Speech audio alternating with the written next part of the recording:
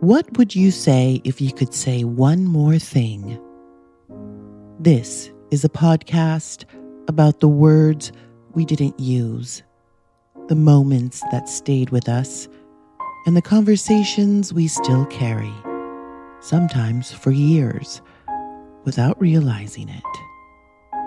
Each episode begins with a story inspired by a real request, a memory, a question, a moment that never quite found its ending. I'm Andrea Applewick, and this is If I Could Say One More Thing.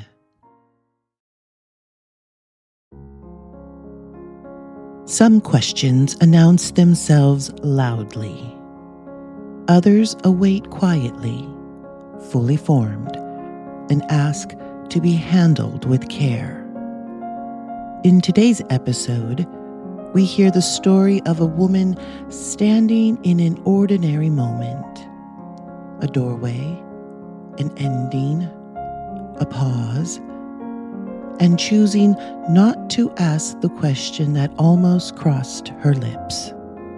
This story was requested by Elena, who wanted to explore a moment that didn't look dramatic from the outside, but marked a real shift in how she listens to herself and how she chooses when to speak. This is The Question I Didn't Ask. We were standing in a doorway, the kind people linger in when they don't want to commit to staying or leaving. Shoes still on, my coat half buttoned, the room already beginning to empty itself of the evening. His apartment had that end of the night quiet. Dishes done, no music left to turn off. The soft hum of something electrical reminding us that the world outside was still moving. The hallway light had been dimmed, not dramatically, just enough to suggest closure without insisting on it.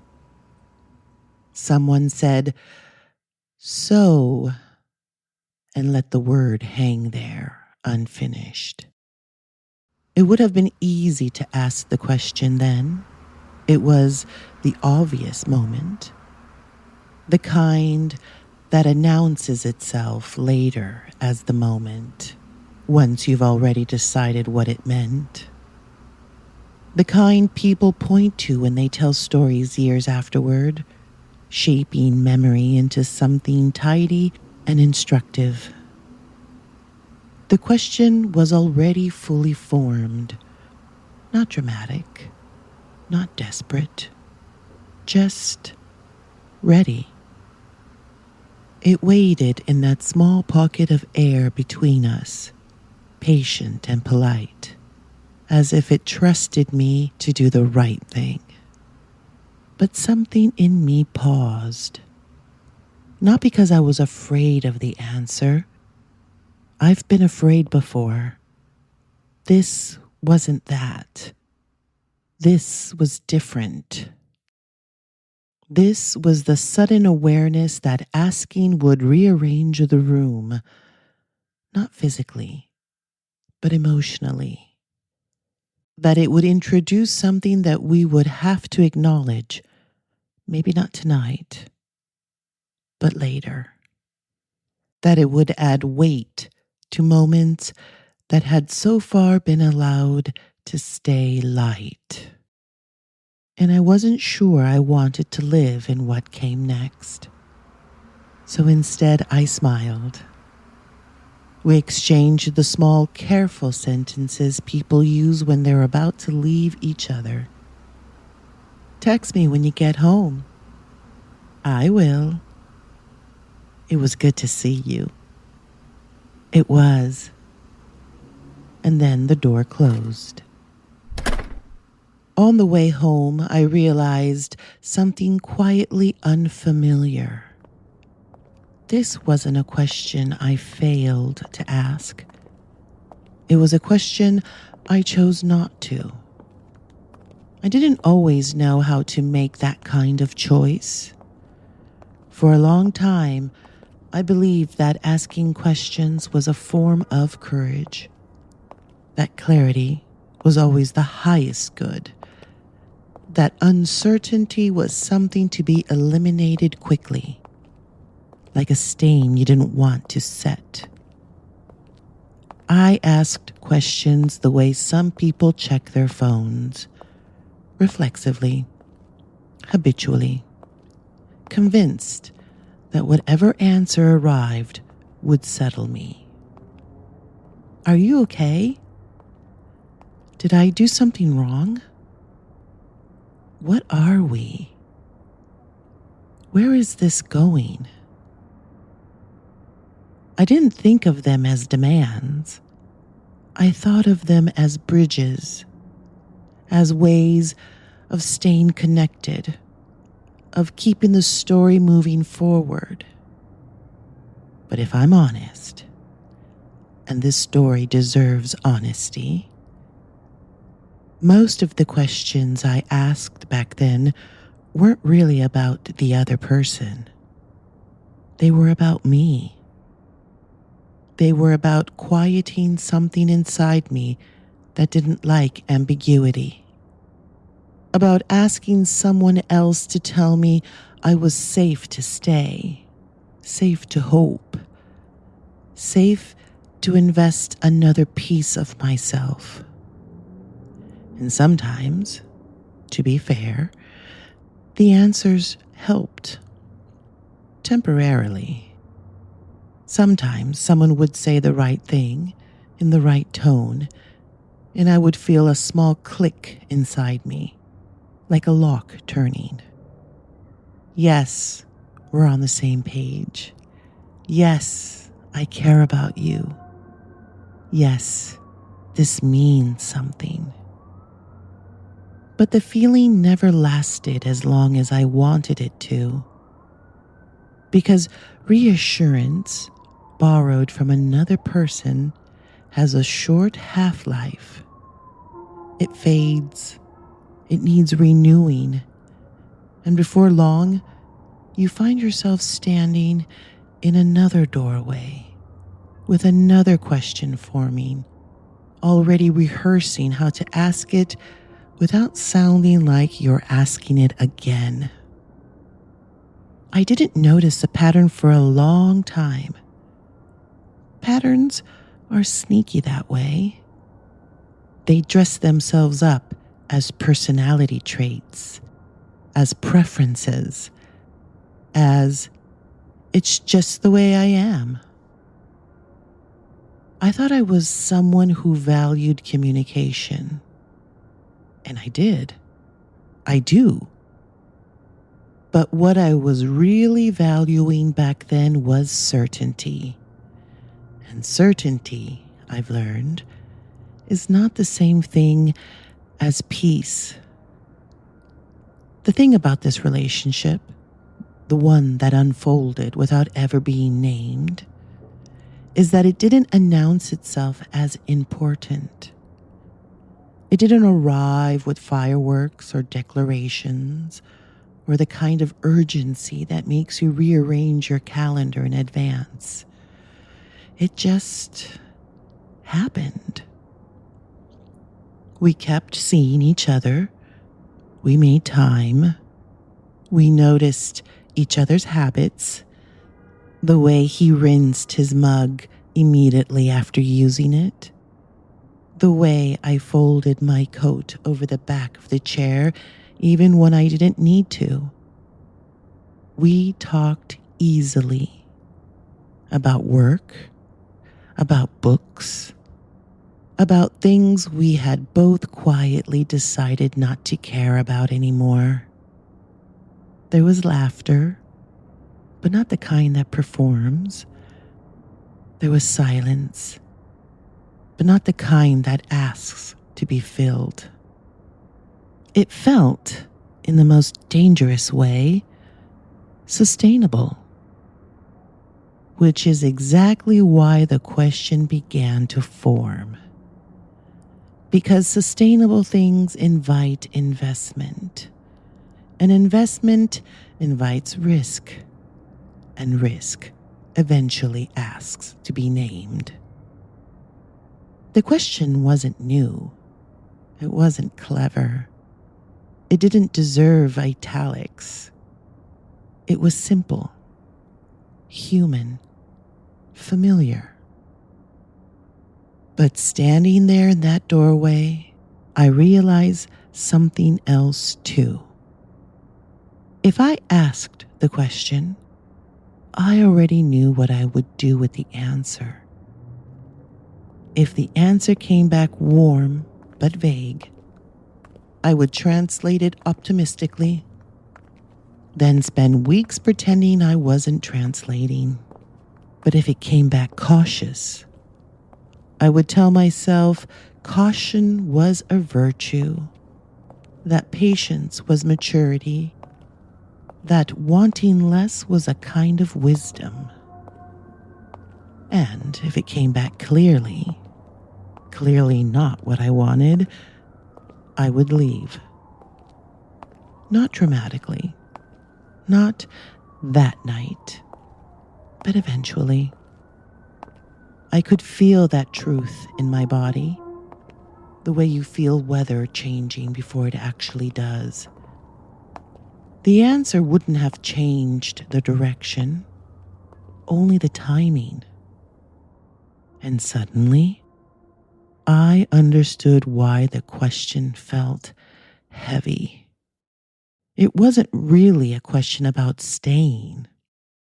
It was a question about whether I was already preparing to go.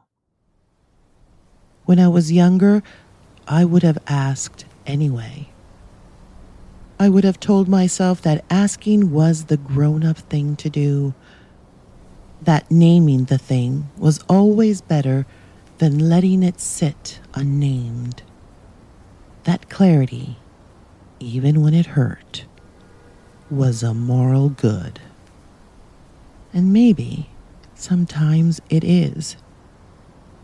But standing there with my keys already in my hand, I felt something else rise up, something quieter, but firmer. I realized I didn't need the answer in order to trust myself. I didn't need him to define the situation so I could decide how to feel about it. I could already feel it. I knew what I was willing to live with and what I wasn't. I knew the shape of my own tolerance. And for the first time, I didn't feel compelled to ask someone else to hold that knowledge for me. Not asking wasn't a retreat. It was a release.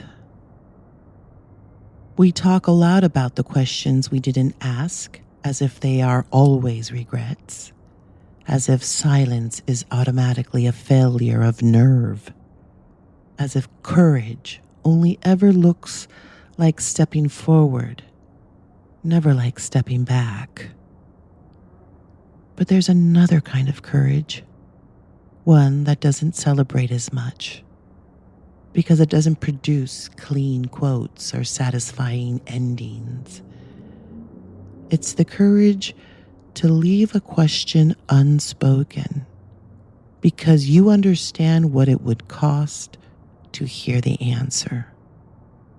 Not because the answer would destroy you, but because it would ask you to rearrange yourself around it. Some answers create obligations. Some answers change how you're allowed to behave afterward. Some answers make it harder to leave quietly when the time comes. And sometimes choosing not to ask is a way of choosing to remain free. I didn't stop being curious that night. Curiosity doesn't disappear just because you stop feeding it. It lingers. It taps you on the shoulder at inconvenient moments. It shows up in the shower, in the grocery store, halfway through folding laundry. But something had shifted. The curiosity no longer felt urgent. It no longer felt entitled to be satisfied immediately. It no longer felt like a problem to solve. It felt optional. And that was new. I began to notice how often I had confused wanting to know with needing to know. How many times I had treated my own discomfort with uncertainty as something another person was responsible for fixing. This time, I let the discomfort exist without demanding it to be resolved.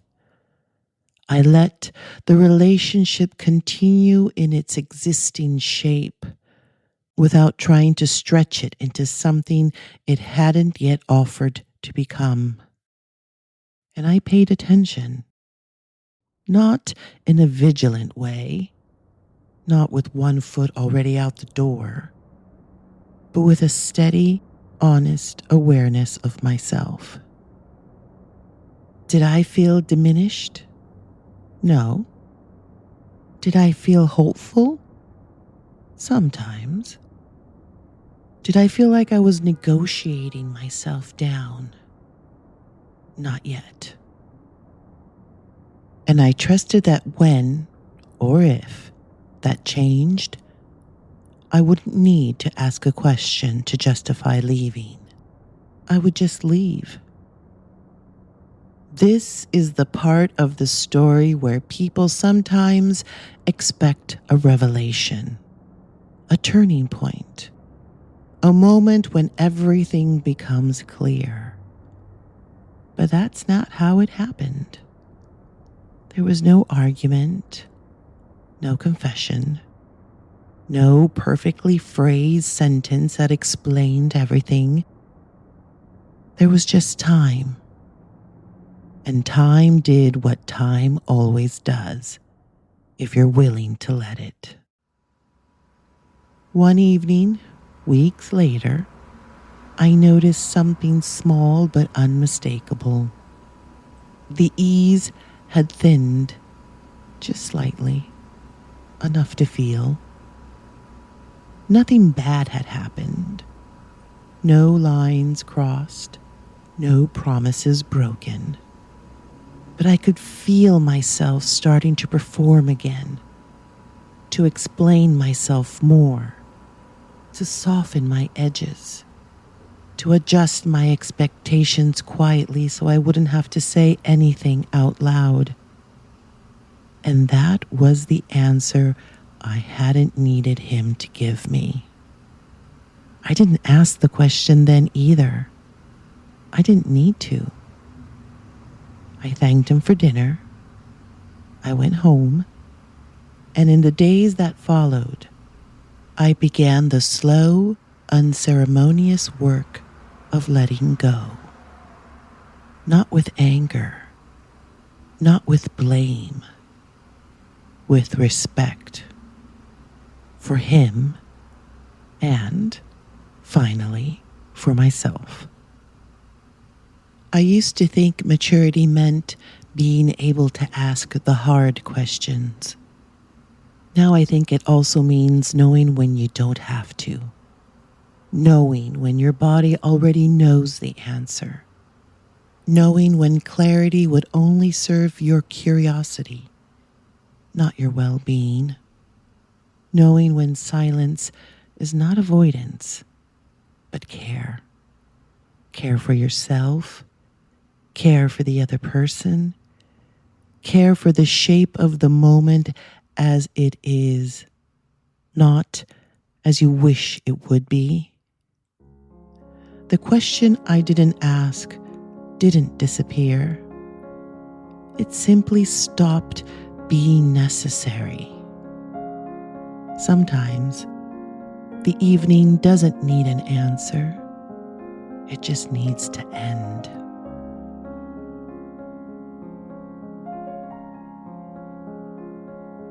The story you just heard isn't about closure, and it isn't about imagining what might have happened if someone had said more.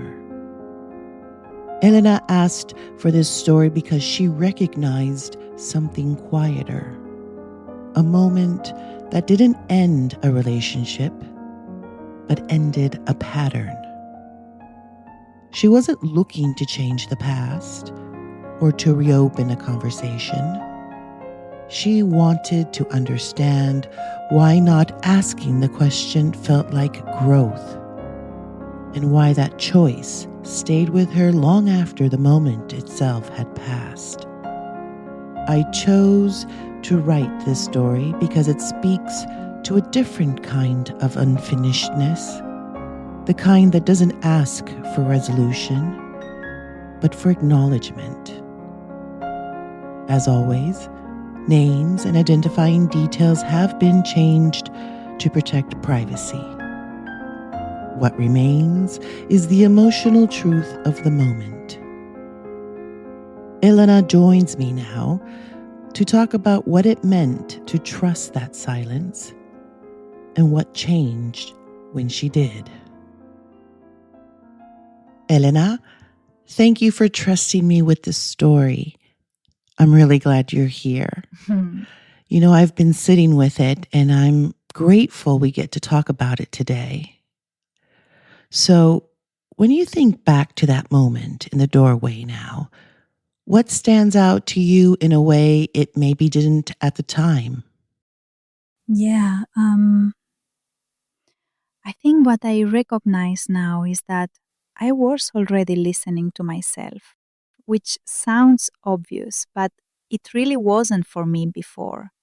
At the time, it just felt like a pause, like something in me hesitated, and I didn't know why. I didn't label it as insight or maturity or anything flattering like that. It just felt quieter than my usual reflex. Looking back, I see that I wasn't confused. I was actually very clear. I just wasn't used to trusting that kind of clarity unless someone else confirmed it for me. So, yeah, I think I recognize now that that moment wasn't about him at all. It was about me realizing, oh, I don't actually need help interpreting this. You make a distinction in the story between not asking because you were avoiding something and not asking because you were choosing not to. How did you know in that moment which one it was? That's a really good question. Avoidance for me has a very specific feeling. It's buzzy, it's anxious. It comes with a lot of mental gymnastics, rehearsing conversations, justifying silence, telling yourself stories. This didn't feel like that. This felt calm, almost boring. I remember thinking, I could ask this. Nothing bad would happen. And then immediately realizing, I don't want to. Not because I was scared, but because I didn't feel like I'd gain anything essential from the answer. And that's when I understood, okay, this isn't avoidance. This is choice. Hmm. And those feel very different in the body. If you had asked the question, just hypothetically, what do you think you were hoping it might give you? Reassurance, definitely. Not in a dramatic way, not like, tell me you love me or promise me something. More like permission. Hmm. Permission to relax. Permission to stay a little longer without wondering if I was misreading things. Permission to not have to keep checking myself. And I think I realized, a little uncomfortably, that if I needed to ask for that permission, then it wasn't actually coming from a stable place. Mm-hmm. That was humbling. Was there a point when you realized, almost in your body, that the answer wouldn't actually change what you were going to do next? Honestly, pretty quickly. I didn't articulate it right away, but I could feel it. I could feel that no matter what he said, whether it was warm or cautious or perfectly reasonable, I would still be the one deciding what to do with it. And that's when it clicked for me that the question wasn't going to guide me, it was just going to delay me. I think that's when I stopped feeling curious and started feeling ready. Not ready to live exactly, but ready to trust myself if I did. Earlier in your life, when things felt uncertain in relationships, what was your instinct back then? How did you usually handle it? Oh, I asked. I asked everything. I was very good at framing my anxiety as communication. I really believed that talking things through endlessly was a sign of emotional health. And sometimes it was. But a lot of the time, it was just me trying to make uncertainty go away as fast as possible. I wanted answers so I could decide how much of myself to give, or withhold, or protect. Now I see that I was trying to negotiate safety instead of building it internally. You talk about how this felt different physically. Can you say a little bit more about that? I mean, what was different in your body this time? My shoulders, actually. Usually, when I'm about to ask something hard, my body is tense, like I'm bracing for impact. My jaw tightens, my chest feels busy. This time, I felt grounded, Hmm. heavy in a good way, like my feet were actually on the floor. There was no adrenaline, no urgency. And I think that's why I trusted it. My body wasn't asking for relief, it was signaling steadiness. Do you feel like not asking was more about taking care of yourself or about protecting what the relationship was at that point? Or maybe a little bit of both? I think I think it was protecting myself from needing the relationship to be something it hadn't offered yet, which in a way also protected the relationship. Because asking that question would have changed the tone. It would have introduced an expectation, even if I pretended it didn't. And I wasn't ready to either force it forward or force it to end. I just wanted to let it be honest in its own timing. So, yeah, both, but myself first. And that feels important to say. A lot of us grow up thinking that clarity is always the most mature choice. Has your relationship with that idea changed over time? I used to think maturity meant explaining yourself really well, you know? Now I think it means knowing when you don't owe an explanation. It means recognizing when clarity would only serve your anxiety, not your growth. Mm-hmm. And it means being able to sit with uncertainty without immediately trying to fix it, or turn it into a conversation, or make it mean something definitive. That took time and a lot of unlearning. Even even though you trusted your choice, was there any sadness or grief in not asking? Yeah, there was a little. Not grief for him exactly, more like grief for the version of me that used to believe that every question deserved an answer, and that answers would keep me safe. Letting go of that felt like saying goodbye to a coping strategy that had helped me once. So, yeah, there was tenderness there, but not regret. If someone listening is in a similar moment, standing in their own doorway with a question they're not so sure they should ask, what would you want them to sit with before deciding? Hmm. I would want them to ask themselves quietly, what am I hoping this question will give me? And then maybe ask, is that something I can give myself instead? Because sometimes the most honest answer you'll get is the one your body already knows. And sometimes the most respectful thing you can do for yourself and for the other person is let the evening end without asking it to be anything more. A veces, no preguntar también es una forma de cuidarse.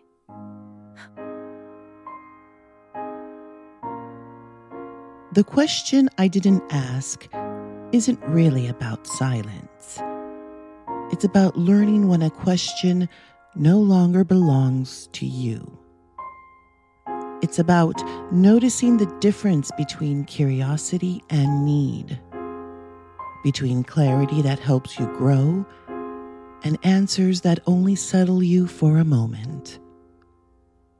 Sometimes, maturity doesn't look like saying the hardest thing. Sometimes, it looks like trusting yourself enough to stop asking for proof. If this story stirred something in you, a moment you still think about, a question you didn't ask, or one you're still holding, you're invited to share it. You can send your story request to sayonemorethingpod@gmail.com. And if this episode found you, follow the podcast and share it with someone who might need to hear it today. I'm Andrea Applewick, and this is If I Could Say One More Thing.